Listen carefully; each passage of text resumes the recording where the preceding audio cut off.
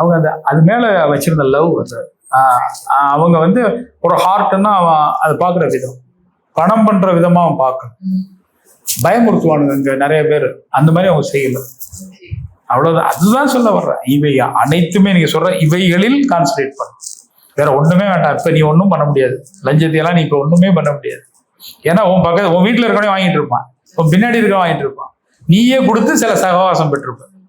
ஒண்ணும் வேண்டாங்க. இந்த பாலம் எதுக்கு கட்டுறாங்க? இந்த மெட்ரோ பாலம்லாம் கட்டியிருக்காங்கல்ல, அந்த வசதி.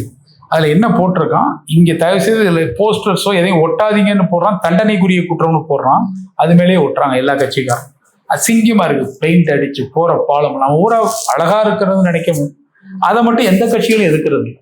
சர்வ கட்சிகளும் அதை ஒட்டுறாங்க, ஃபுல்லா போஸ்ட் அது வரிசையா ஒட்டுறாங்க. டெய்லி அந்த மெட்ரோல அவன் கிழிச்சு போறான், திரும்ப ஒட்டுறான். அதே மாதிரி ஒருத்தன் வீட்டு காம்பவுண்ட்ல போய் எழுதுனா பர்மிஷன் கேட்கறது இல்லை, அவன் இல்லைன்னா அவனை அடிக்க போறது. அவன் உன்னோட ரவுடியா இருந்தா அவனை விரட்டி விட்டுருவான். சோ இந்த மனம் இதுதான் அரசியல் நினைச்சுக்கிட்டு தர்றாங்க. ஒருத்தருக்கு இன்னொருத்தர் போஸ்டர் ஓட்டுறது, இந்த மாவட்ட அளவிலான சிந்தனைகள் இருக்குல்ல, இந்த ஓட்டை ஒரு லாரி பிடிச்சி ஓட்டுக்கு ஆள் பிடிச்சி கொண்டு போறது, இதெல்லாம் ஒரு பெரிய சாதனை அப்படின்னு நினைச்சிட்டு இருக்காங்க. இந்த அரசியல் மாற்றங்களை கொண்டுட்டு வரணும். இதெல்லாம் விஷயம் இல்லை. இதெல்லாம் தாண்டி சேவைக்கு வர்றிய நீ செலவு பண்ணாது.